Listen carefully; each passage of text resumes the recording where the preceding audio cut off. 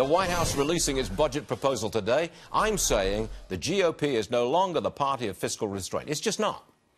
Ronna Romney McDaniels is with us, chair of the RNC. I know you don't want to hear me say this, but you know, you Republicans, you don't stand for reining in spending. You are big spenders now. You know you are.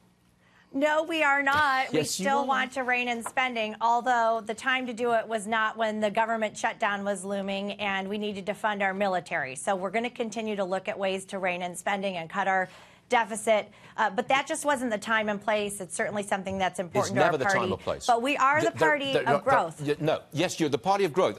No question about it. And congratulations. Yeah. I mean, that's why I would support the Trump growth plan, period. Got it.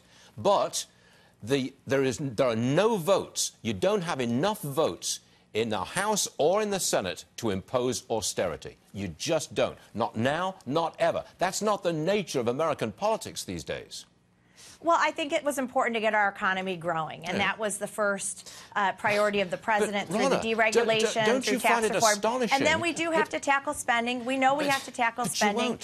Rand Paul made a great stand. Our party needs to focus on it, but a government shutdown was not the way to do it. Okay, explain to me how it is possible that you're going forward with a growth plan. We're going to grow 3, maybe 4%, and we're going to have a deficit of over $1 trillion in 1 year, 2019. How do you explain this? Well, part of it's the growth, and you said 3 to 4% GDP. Some are even saying potentially 5. Remember, the new normal under Obama was 2% GDP. We have obviously exceeded that. You've seen our economy starting to kickstart. We do have to address the deficit. Republicans are talking about it. We just need to put forward a plan that's sustainable, that's going to address it. But a government shutdown was not the way to do that. In what way do you think you'll restrain spending?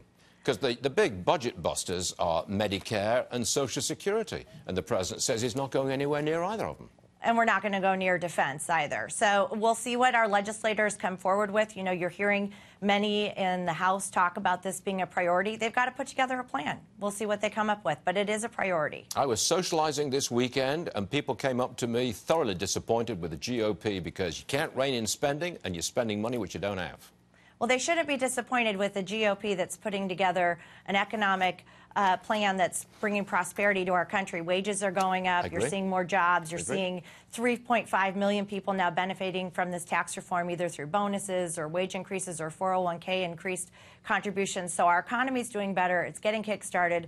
There are other things that need to be addressed, but it is much better than the anemic economy President Trump inherited from President Obama. Definitely. Absolutely. No question about it. Ronna, thank you very much for being with us today. I'm sure this is a theme we'll return to in the future. Thanks very much. Thanks for having me. Sure thing.